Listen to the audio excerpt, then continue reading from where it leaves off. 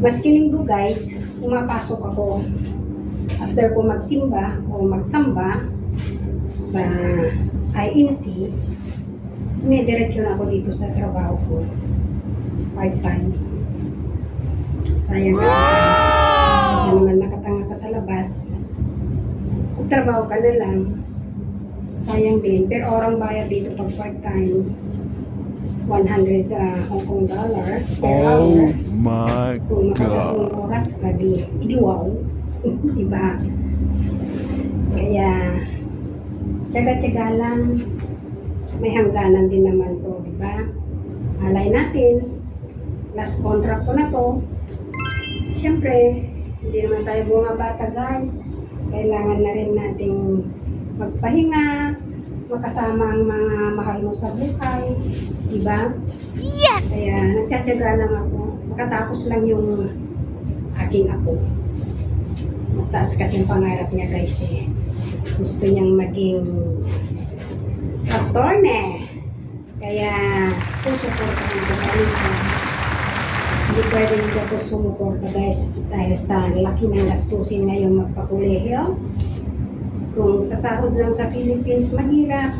Kaya tutulong muna ako habang kaya pa ng katawan, habang gusto pa ako ng amo. Ganun naman yun, di ba?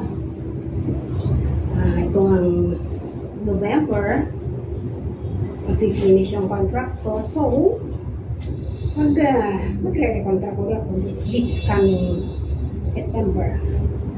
Kailangan kasi mag-file ng maaga, 2 months before the expire of visa, kailangan maka-file ka na. Para makauwi ako next year. Kaya next year, makakabakasyon na rin ako sa wakas. After pandemic guys, nandito pa rin ako. Dahil 4 years na ngayong August, na hindi ako nakauwi. Kaya, kailangan ko na umuwi guys. Hindi pwede na ayaw-ayaw ka kasi immigration lang magpapauwi sa iyo. Ano to inaayos ko, yung mga nag-voting kasi sila kahapon. Kaya ito ginamit daw nila. 2 lang to, mag-partner, 2 babae. Eh, mabait naman sila sa akin, tinuring nila akong nanay, pag-ibig sa mga ko. Kaya hindi pwedeng hindi puntahan. Sa kabila bayaran naman ako, hindi naman TY. Kung TY di, magtambay na lang ako sa boarding house, di ba? Ayan guys, nilalagay ko isa-isa dito sa lagayan nila, lagayan ng swimming trunk. Swimming. Ayan, para kulang ng isang lagayan. Kulang ng isa. Ano to, 2 babae? Uso rin dito yung uso dyan sa atin na 2 babae, 2 lalaki, ganun uso rin.